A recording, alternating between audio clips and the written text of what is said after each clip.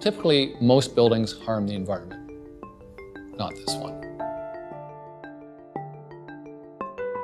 A living building, in its most elemental form, is a building that gives back more to the environment than it takes. And the York region, when they had set out to design this building, wanted to create the greenest, most sustainable building in Canada, if not North America.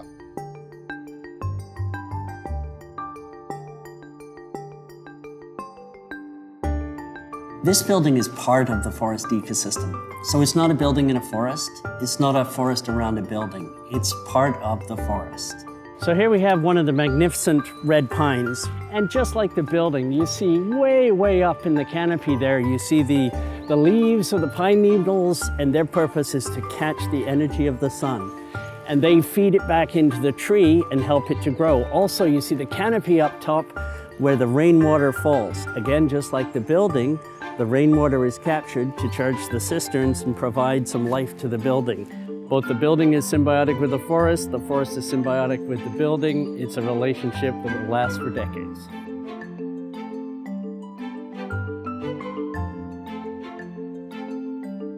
There are only 8 buildings that are so far certified in the entire world. And the Living Building Challenge requires you to meet green standards in ways that no other standards have required before. For example, net zero energy. The building harnesses from the environment more energy than it uses.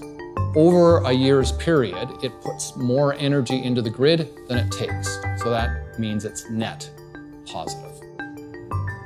We wanted to maximize the amount of solar energy we can get on the roof and use this simulation to determine the impact of the trees surrounding the building.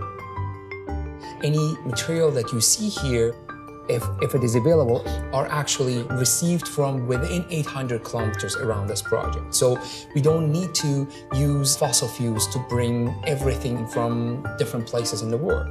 We can do this right from our backyard. Using cross-laminated timber, something that's a little newer in the industry.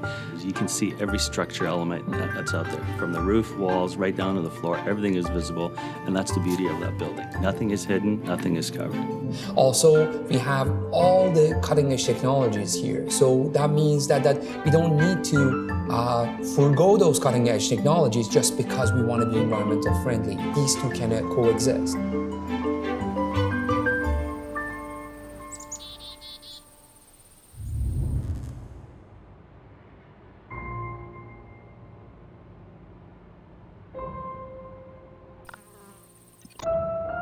I remember that was the first time I got goosebumps.